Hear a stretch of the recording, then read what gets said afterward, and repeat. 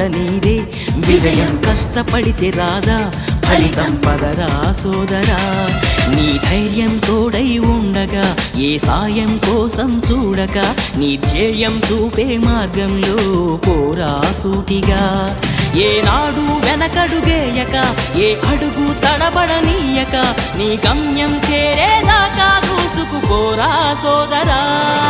పట్టుదలతో చేస్తే సమరం తప్పకుండా నీదే విజయం. కష్టపడితే రాదా ఫలితం పదరా సోదరా.